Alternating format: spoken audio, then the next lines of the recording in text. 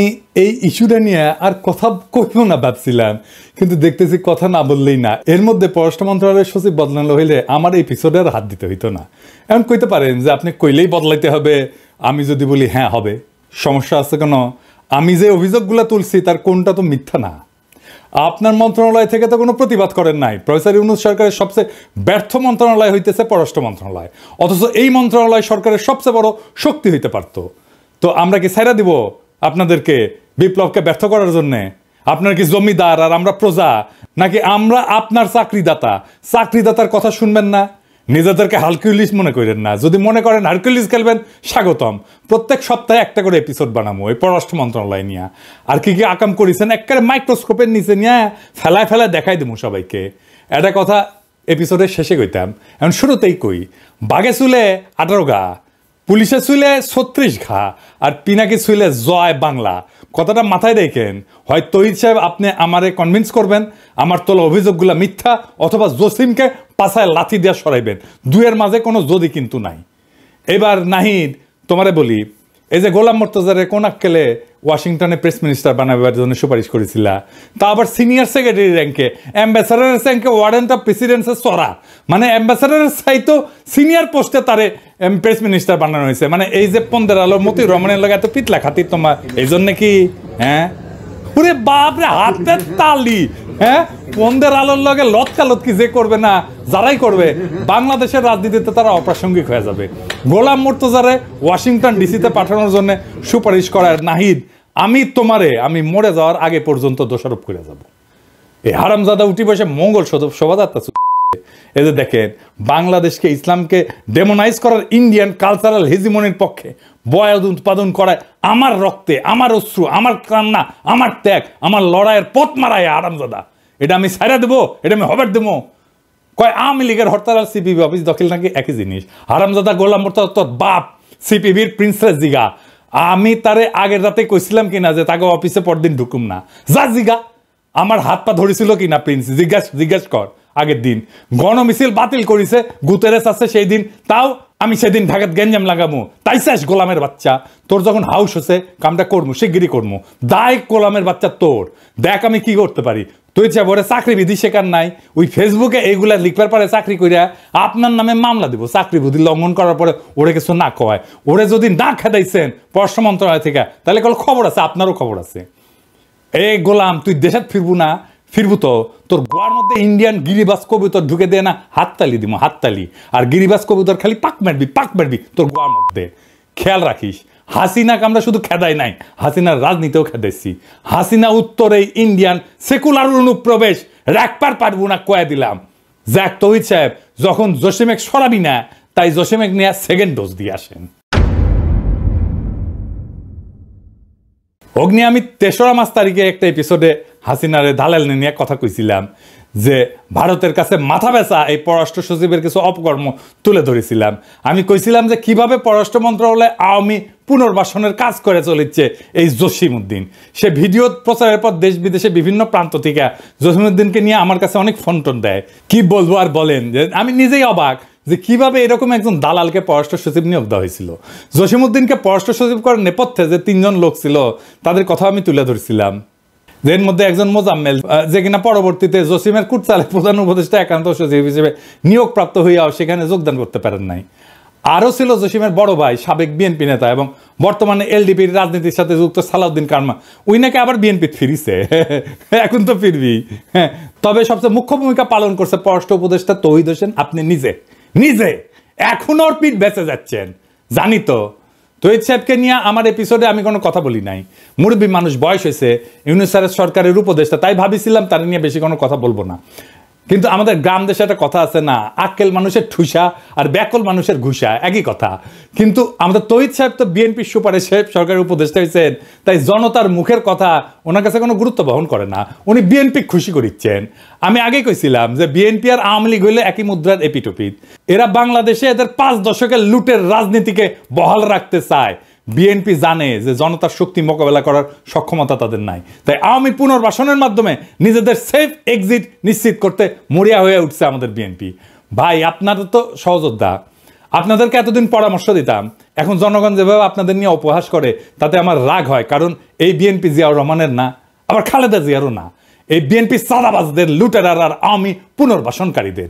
এত কথা বললাম কারণ এই জসিমকে তার পদে রাখার জন্য এখন মরিয়া হয়ে উঠছেন আমাদের তৌহিদ সাহেব, যারা বিএনপি রিকমেন্ড করছিল পররাষ্ট্র উপদেষ্টা হিসাবে।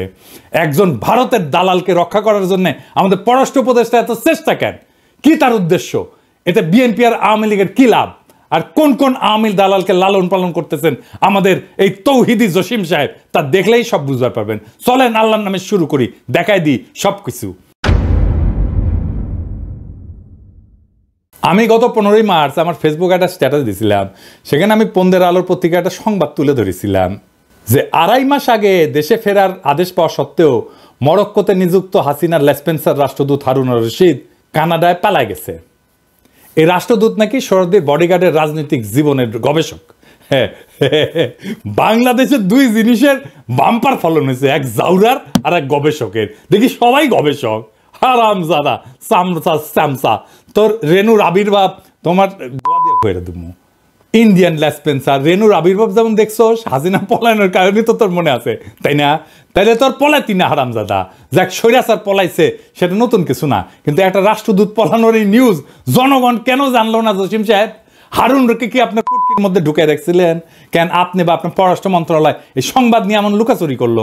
এর কারণ হইল জসিম হাসিনার এই দালালকে কানাডায় পালানো এবং রাজনৈতিক শরণার্থী হিসেবে আবেদন করার সময় দিছে 2.5 মাস এই হারামজাদা জসিম। এখন যখন হারুন তার ফেসবুকে ইউনুস স্যারকে অবৈধ বলে দাবি করছে, তখন তড়িঘড়ি করে তার পাসপোর্ট বাতিল করার আদেশ জারি করছে। এখানেও সূক্ষ্ম চালাকি। হারুনের শরণার্থী কেসটা পোক্ত করা দরকার। সে তখন এসে একটা প্রজ্ঞাপন জারি করে তার পাসপোর্ট বাতিল করে এটা পোক্ত করে দিল এই জসিম। এখন হারুন আদালতে যায় বলবে যে আমার কোনো পাসপোর্ট নাই, আমার যাওয়ার কোনো জায়গা নাই, তাই আমার শরণার্থী হিসেবে কানাডায় থাকতে দেওয়া হোক। কেস ফাইনাল করে দিল জসিম। বাহ, কি চমৎকার! এইসব তো অনেক পুরানো টেকনিক জসিম সাহেব। আপনি নাকি 30 বছরের বেশি চাকরি করেছেন, তো আপনি এতদিন চাকরি করে বালটা শিখেছেন। আপনি তো গ্রীসের রাষ্ট্রদূত ছিলেন, সেখানে এরকম শরণার্থী কেস হাজার হাজার। আপনি যদি এই টেকনিক সম্পর্কে না জানিয়ে থাকেন তাহলে আপনি একটা বোকা এবং বেকুব পররাষ্ট্র সচিব। আর যদি তা না হন তাহলে আপনি 2025 সালের সেরা রাষ্ট্রদ্রোহী, যিনি পতিত স্বৈরাচারের এজেন্টকে পালানোর সহায়তা করছেন এবং তার রাজনৈতিক আশ্রয় পাওয়ার সহায়তা করছেন। এমন না যে কানাডার কেস আপনার জন্য নতুন ছিল। আপনার আগের পররাষ্ট্র সচিব মাসুদ বিন মোমেন, ওই যে মিথিলা ফারজানা আছে না, আর অপর্ণা রানী পালকে কূটনৈতিক পাসপোর্ট বদলায় কানাডা পালানোর সুযোগ করে দিছিল না? এটা দেখে কি আপনি কিছু শিখতে পারেন নাই, নাকি আপনি ওইটা দেখে শিখেছেন? হ্যাঁ, আপনার মাথায় নতুন বুদ্ধি আসিছে যে হাসিনার দালালদের পালানোর সুযোগ করে দেওয়ার। আপনার যে জাউরা কইছিলাম না, কম কইছিলাম। আপনি আসলে একটা বিশ্ব জাউরা। জাউরামিতে আপনি বিশ্ব তালিকায় স্থান পাবেন। আলহামদুলিল্লাহ, বাংলাদেশের একজন জাউরা অ্যাটলিস্ট পৃথিবীর সেরা হয়েছে। কিন্তু সমস্যা হলো আপনি জাউরা, কিন্তু মাথায় কোনো বুদ্ধি নাই। আপনি যখন এই কাজের কাজ করেন তখন আপনার প্রধান সহযোগী নাজমুল হক ছিল মহাপরিচালক প্রশাসন। নাজমুল নিয়ে গত পর্বে অনেক করছি। পাক্কা আওয়ামী পরিবার থেকে উঠে আসা কর্মকর্তা নাজমুল, যাকে মাসুদ বিন মোমেন গোপনে মহাপরিচালক প্রশাসন বানায় যায় আওয়ামী লীগপন্থী অফিসারদের সেফ প্যাসেজ দিতে। জসিম নাজমুল সিন্ডিকেট তাদের 5 মাস সময় হারুনের মতো আর কি কি অপকর্ম করেছে তা আস্তে আস্তে প্রকাশিত হবে। আমার কাছে খবর আসিচ্ছে। যাই হোক, এটা পরে আসিচ্ছি। পররাষ্ট্র মন্ত্রণালয়ের মেরুদণ্ড আর কর্মকর্তাদের মনোবল ভেঙে দিয়া ভারতের বিপক্ষে একটা দুর্বল কূটনীতি গড়ে তোলায় এই আপনাদের মিশন, তাতে কোনো সন্দেহ নাই। তৌহিদ জসিমের মিশন এইটা। কেমন পররাষ্ট্র সচিব সুপারিশ করলেন আপনি তৌহিদ সাহেব? মানুষ চিনতে না পারেন, কিন্তু দালাল চিনতে না পারলে তো এই সরকার আপনার জায়গা থাকা উচিত না। দালাল চিনতে না পারলে আপনি নতুন বাংলাদেশের জন্য কি অবদান রাখবেন? জসিম সাহেব, আপনি কেমনে জানলেন যে আমি পিনাকি আপনার এই চালাকি ধরবে পারবো না? আমি তো হাসিনার নির্যাতনে ফ্রান্সের শরণার্থীর আবেদন করেছিলাম। আপনার তো জানা দরকার ছিল, যার কেউ বুঝুক না বুঝুক, আমি অন্তত আপনার এই ধান্দাবাজি ধরবে পারবো। হারুনের পালানো আপনার অগোচরে হয় নাই জসিম সাহেব। এই গল্প অন্যদের শুনায়েন, আমারে না। আমরা আপনার গল্প বুঝবার পারিছি। গোয়েন্দা সংস্থা দিয়া আপনার বা আপনার সহযোগীদের মোবাইল ফরেন্সিক করলে হারুনের সাথে আপনার যোগাযোগের স্পষ্ট প্রমাণ পাওয়া যাবে, আমি নিশ্চিত করে কইবার পারি। তৌহিদ সাহেব, বিয়া কইরাও থুক্কু দেওয়া যায়, তালাক দেওয়া যায়, কিন্তু আপনি জসিমের মতো এরকম দেশ বেচা বাটপার পররাষ্ট্র সচিব সুপারিশ করে যদি থুক্কু দিতে না পারেন, তালাক দিতে না পারেন, তাহলে আপনাকে নিয়ে আমাদের বিশেষ অনুসন্ধান চালানো প্রয়োজন হবে। অবশ্য মানব জমিন পত্রিকা আপনার নিয়ে ভালোই অনুসন্ধান চালাইতেছে। দেখেন, আপনি কয়দিন আগে নিজেই কি বলেছেন যে আপনি ব্যর্থ। তো ব্যর্থতার দায় স্বীকার করে চলে যান। আছেন কেন এই পদে এখনো? খুব মজা না ক্ষমতা মাখনে খাইতে? খুব মজা না? নরম না? হ্যাঁ, ব্যর্থ হইয়া জনগণের টাকা বেতন নিতে লজ্জা লাগে না তহিদ সাহেব আপনার? জসিমের মতো একটা হাসিনার দালালকে কেন আপনি সুপারিশ করেছেন? কেন তার সব অপকর্ম ঢাকার জন্য আপনি এত মরিয়া? কি উদ্দেশ্য আপনাদের? আসেন সেটা একটু দেখি। জসিমের মূল উদ্দেশ্য বোঝার জন্য বেশি দূর যাওয়া লাগবে না। গত 18 অক্টোবর 2024 সালে বাংলা ট্রিবিউনে একটা সাক্ষাৎকার ছাপা হয়। সেটি উনি কি কইছেন সেটা না দেখি। উনি কইছেন, অন্তর্বর্তী সরকারের সফলতার উপর বাংলাদেশের ভবিষ্যৎ পররাষ্ট্রনীতি কতটুকু শক্তিশালী হবে সেটি নির্ভর করছে। অন্তর্বর্তী সরকারকে বিদেশিরা গভীর আগ্রহ নিয়ে পর্যবেক্ষণ করছে এবং একই সঙ্গে এই কাজে আন্তরিকভাবে সহায়তা করতে চাইছে। এর অভীষ্ট ফলাফল হচ্ছে নির্বাচনের মধ্য দিয়ে পরবর্তী যে সরকার আসবে তাদের সঙ্গে বিদেশিদের সম্পর্কের অন্যতম নির্ধারক হবে দেশীয় সংস্কারের সাফল্য। হারামজাদা বিশ্বজাউরা নির্বাচনের জন্য একেবারে পাগল হয়ে গেছো। হ্যাঁ, একেবারে বিএনপির কেস ফলো করিচ্ছ না? বিএনপির লিখে দেওয়া টেক্সট না? নির্বাচনের পরে সরকার কি করবে এটা ভাবার তোর কাজ। জসিমকে নিয়ে করা আগের পর্বে আমি বলছিলাম যে বাটপার এখন বিএনপিকে ক্ষমতা আনার জন্য পাগল হয়ে গেছে, আর সেই সাথে বাস্তবায়ন করতেছে ইন্ডিয়ান প্রেসক্রিপশন, যেটা হলো ইউনূস সরকারের দ্রুত বিদায় আর আওয়ামী লীগের পুনর্বাসন করা। আগের পর্বে আমি বলেছিলাম না যে জসিম এই সরকারের লেজিটিমেসি আর বিপ্লবের ন্যারেটিভ নিয়ে কোনো কাজ করে নাই? কেন করে নাই তা এখন পরিষ্কার। তো এই কাজ যে করা লাগবে এমন কথা যে জসিম জানতো না তা কিন্তু না। এই সাক্ষাৎকারে দেখেন এই হারামজাদা কি বলিছে। অন্তর্বর্তী সরকার দায়িত্ব নেওয়ার প্রথম দিকের একটা চ্যালেঞ্জ ছিল জুলাই আগস্ট বিপ্লবের সঠিক ন্যারেটিভ তুলে ধরা। একথা সবাই জানেন যে বিপ্লব নিয়ে একটা অপপ্রচার ছিল, আমাদের কাজ ছিল সেই অপপ্রচারের বিপরীতে বিপ্লবের সঠিক চিত্র তুলে ধরা। এই কাজে আমরা সফল হয়েছি। দ্বিতীয় বিষয় ছিল সরকারের সংস্কার চিন্তাভাবনা ও সংস্কার কার্যক্রম তুলে ধরা। এটি এখন চলমান এবং আমাদের জন্য নতুন বিষয়। কাজে এই বিষয়টি তুলে ধরে বিভিন্ন দেশের সঙ্গে একযোগে কাজ করার প্রতিশ্রুতি আদায় করা খুব কঠিন না হইলেও এটা চ্যালেঞ্জ ছিল। তো জুলাই বিপ্লবের কোন ন্যারেটিভটা আপনি করেছেন জসিম সাহেব একটু জানাবেন? কোন করেছেন? হ্যাঁ, কইলেই হইল ন্যারেটিভ তৈরি করেছেন, কি বালটা করেছেন এটা জানি না আমরা। হ্যাঁ, বিভিন্ন দেশের সাথে একযোগে কাজ করার যে সম্মতি আদায়ের জন্য আপনি গেছেন সার্বিয়া, আলজেরিয়া, মিশর, এটাই না এই ভূগোল বুঝাইতেছেন। এইসব গল্প ইন্ডিয়ায় যাইয়া আপনার পলাতক ঠাকুরমা হাসিনা শুনেন। আসলে আপনি যখন এই সাক্ষাৎকার দেন তখন পররাষ্ট্র সচিব হিসেবে আপনার বয়স মাত্র 40 দিন। তখন থেকে আপনার এজেন্ডা পরিষ্কার ছিল, কিন্তু মানুষ আপনার চালাকি ধরতে পারে নাই। কারণ আপনি তখন জুলাই ন্যারেটিভ, আহতদের চিকিৎসা, এই সমস্ত বড় বড় কথা বলে সবার মনে আশা সঞ্চার করার চেষ্টা করেছেন। কিন্তু বাস্তবে ভারত এবং বিএনপির প্রেসক্রিপশন মোতাবেক আপনি অত্যন্ত সুকৌশলে কাজ করে গেছেন এবং যাচ্ছেন। আপনার মিশন হইল হাসিনার দালালদের পুনর্বাসন এবং বিএনপির ক্ষমতায় আসার পথ সুগম করা। এই মিশনে আপনার পাহারাদার হইল পররাষ্ট্র উপদেষ্টা মিস্টার তৌহিদ হোসেন। আপনারা মিলা স্বৈরাচারের যে সমস্ত দালাল পালতেছেন তার কিছু আগের পর্বে দেখাইছি। সব ইচ্ছা করে একেবারে দেখাই নাই, কারণ সব দেখাইলে নিতে পারতেন না। চলেন আপনার কিছু সহল স্পেন্সারদের সাথে আপনার একটু পরিচয় করাই দিই। ভাবছিলাম বেশি নাম বলা লাগবে না, গতদিন 2টা পেরেক মারিছিলাম। একটা ছিল 5ই আগস্টের আগে 2রা আগস্ট, যখন আপনি নিজের ফেসবুক প্রোফাইল পিক্সেল কালো করে লিখেছিলেন শোকাবহ আগস্ট। আবু সাইদ মুগ্ধসহ প্রায় 1.5 সহস্রাধিক ছাত্রদের আত্মত্যাগ কি আপনার হৃদয় এতটুকু ডাক কাটে নাই জসিম সাহেব? বুঝলাম তখন হাসিনা পলায় নাই, কিন্তু আপনি পররাষ্ট্র সচিব হওয়ার পরে এই সরকারের সময় কিভাবে মাজেদা রফিকুন্নেসার মতো আওয়ামী লীগ প্রেসিডিয়াম কমিটির একজন সদস্যকে বঞ্চিত কর্মকর্তা হিসেবে পদোন্নতির জন্য সুপারিশ করেন। আপনাকে আহ্বান জানাইছিলাম সংবাদ সম্মেলন করার। 2 পেরেকে যেহেতু উপদেষ্টা পরিষদ জসিমরে সরান নাই, তাই আজকে আরো কিছু পেরেক মারি। 3 নাম্বার পেরেক। সৈয়দ মুনতাসির মামুন 24 ব্যাচের কর্মকর্তা। হাসিনার আমলে নিজেকে গর্বভরে ভারতের রয়ের এজেন্ট হিসেবে পরিচয় দিতেন। এই চাকরি তিনি পাইছেন তার একমাত্র বিদেশ পদায়নের সময়। সেটা কোথায়? সেটা ভারতের নয়াদিল্লি।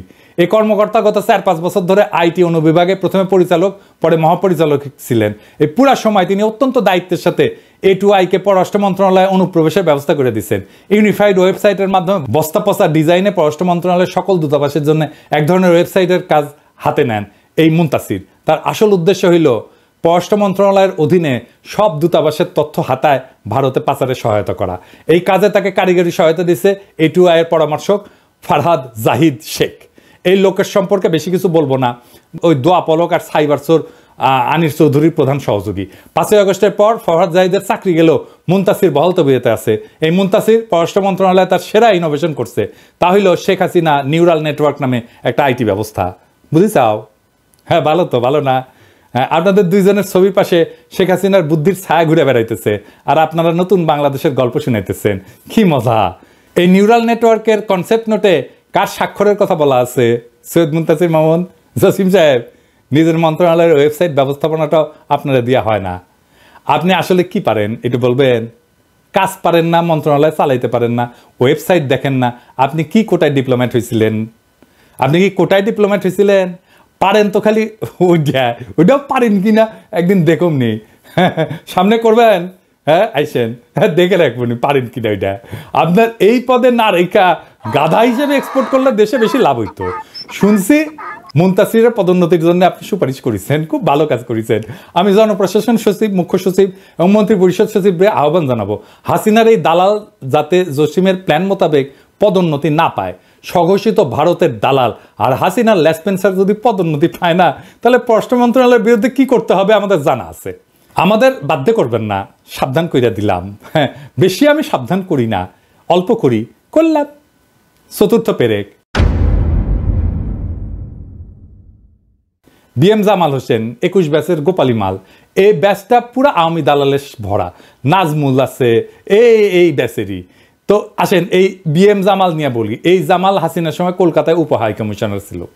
ওই সময় ভারতের রয়্যাল এজেন্টদের সাথে মিলা পশ্চিম বাংলার ভারতীয় মুসলিমদের অবৈধভাবে বাংলাদেশে পুশব্যাকে সহযোগিতা করছেন। এই যে দেখেন, কলকাতা থেকে হারবাল খাইয়া যখন এই দালাল দুবাই গেছে, তখন দেখেন সভা সেমিনারে কি বলে দেখেছেন? সে নাকি ভারতের ব্যবসা প্রসারে কাজ করেছেন। এই অনুষ্ঠানের আয়োজক ছিল মহারাষ্ট্র বিজনেস নামে ভারতীয় ব্যবসায়ীদের সংগঠন। হারামজাদা গোপালী দালাল দেশের বেতন নিয়ে ভারতের অনুষ্ঠানে যায় ভারত প্রেম, হ্যাঁ মাদার, তোদের মতো দালালদের থাপ্পায় থাপ্পায় পাবলিকে পররাষ্ট্র মন্ত্রণালয় থেকে কেন বাইর করে দেয় নাই? আমি এটা বুঝি না। কি জসিম, খুব ভালো লাগে নাকি রে জামাল রে? নাকি জামাল গোটা খাইছ? হ্যাঁ খাইছ? এই জামাল জুলাই বিপ্লবের সময় দুবাই পুলিশে অভিযোগ কইরা 57 জন প্রবাসীকে পুলিশ দিয়ে গ্রেপ্তার করায়। জামালের বিরুদ্ধে প্রবাসীরা অভিযোগ জানায় আমাদের প্রবাসী কল্যাণ উপদেষ্টা আসিফ নজরুলের কাছে। সেই অভিযোগে উল্লেখ করে পররাষ্ট্র মন্ত্রণালয়কে একটা চিঠি পাঠায় প্রবাসী কল্যাণ মন্ত্রণালয়। এই যে এটা কিন্তু তৌহিদ জসিম গং মিলা সেই চিঠির কোনো ব্যবস্থা না নিয়া জামালকে মহাপরিচালক পদে বসাইছে, দায়িত্ব দিছে আফ্রিকা অনুবিভাগের। বাহ জসিম বাহ, বিপ্লবের বিপক্ষে তোমার স্পষ্ট অবস্থান প্রমাণে আর কি লাগবে? প্রবাসী ভাইয়েরা দেখেন পররাষ্ট্র মন্ত্রণালয় আপনাদের কি উপহার দিতেছে, দেখেছেন? দেখেছেন? আপনার পয়সায় আপনারে বাম্বুজে দেয়, তারে নিয়ে আসে পদায়ন করে এই তৌহিদ সাহেব। আমরা বিভিন্ন সময় আসিফ নজরুল মাহফুজদের ভুল বুঝি, বিপ্লবের সাথীদের ন্যায় বিচার নিশ্চিত করতে না পারার জন্য অভিযোগ জানায়। কিন্তু এই জসিমের মতো ঘাপটি মেরে বসে থাকা দালালদের কারণে পুরা সরকারের বদনাম হয়। এই জামাল নিয়ে তুমি যে কামাল করিছো জসিম, সেই অপরাধে তোমার জামাল গোটা 2 বেলা প্রেসক্রিপশন দিয়ে দিলাম। জনতা আসবে তোমার ওষুধ নিয়ে, গেটে পুলিশ বাড়াইতে বল, আর লক্ষণ সেনের মতো পালানোর জন্য পিছনের গেট খোলা রাখ, দেখ পিছে গেট খোলা আছে কিনা। পঞ্চম পেরেক, সারোয়ার আলম 31 ব্যাচের কোটার মাল, বাড়ি কুড়িগ্রাম, আমার বাড়ির পাশে, পরিচয় সাবেক ছাত্রলীগ। এখানেই শেষ না, এই লীগের প্রোডাক্ট পররাষ্ট্র মন্ত্রণালয় থেকে স্টেশনে হাসিনার সহকারী প্রেস সচিব হয়েছিল। সাধারণত প্রেস উইংয়ে পেশাদার সাংবাদিক আর বিসিএসের তথ্য কেন্দ্রের কর্মকর্তা পদায়ন করা হইলেও সারোয়ার হইল আওয়ামী বিশেষ কোটায় পদায়িত কর্মকর্তা। শোনা যায় এলাকায় নাকি 2029 সালে নির্বাচন করার প্রস্তুতি নিচ্ছিল। আমি খোঁজ নিছি, কথা সত্য। কিন্তু হাসিনা যখন পলাইছে তখন তো সরার পলাইতে পারে নাই। সে পররাষ্ট্র মন্ত্রণালয়ে যোগদান করতে আসলে তাকে তো বরখাস্ত করে পুলিশে দেওয়ার কথা ছিল। কিন্তু আমাদের হারকিউলিস জসিম সাহেব এই সারোয়ারকে পরিচালক পদে পদোন্নতি দিয়া পররাষ্ট্র মন্ত্রণালয়ে সসম্মানে যোগদান করায়। কি আর বলবো, এভাবেই চলিতেছে আমাদের পররাষ্ট্র মন্ত্রণালয়। শেষ কথা গত পর্বেই কইছি, জসিমকে জয় বাংলা করতে হবে, এর কোনো বিকল্প নাই। আমি ইউনিস স্যার আর পুরো উপদেষ্টা পরিষদকে আহ্বান জানাইতেছি, জসিমকে পররাষ্ট্র সচিব পদ থেকে অপসারণ করে ডিবি অথবা ডিজিএফআই হস্তান্তর করেন, ওর মোটিভ অনুসন্ধান করেন, ওর মোবাইল ফরেন্সিক করেন, ব্যাংক হিসাব নেন, পুরা পরিবারের দুদককে বলেন সবকিছু দেখতে, আওয়ামী লীগের দালালদের পুনর্বাসন কইরা আর হাসিনার লেসপেন্সারদের বিদেশে পলায়ন, পদোন্নতি থেকে শুরু কইরা যেসব কাজ এই জসিম করিছে, তাতে এই জনগণের ট্যাক্সের টাকায় ভাত খাওয়ার আর কোন সুযোগ তার জন্য নাই।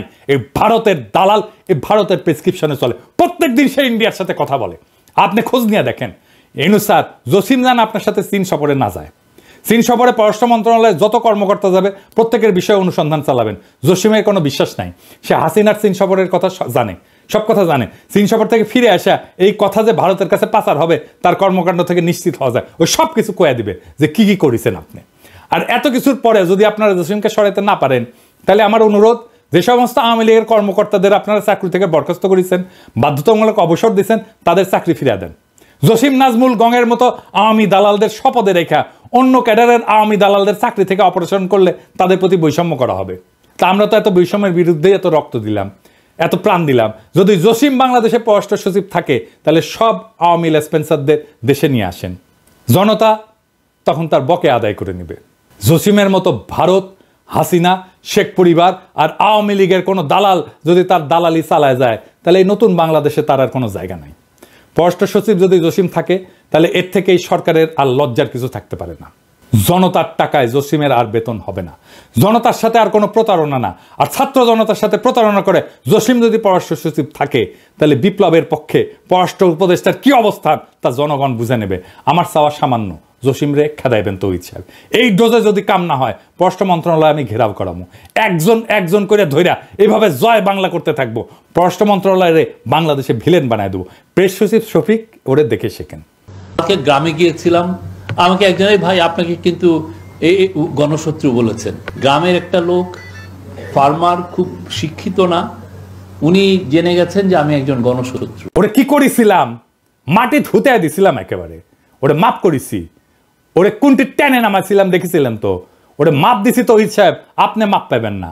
আসেন, খেলা হবে জনগণ বনাম কায়নি আমলা ভারতের দালালেরা, দেখি কার দম বেশি। ইনকিলাব।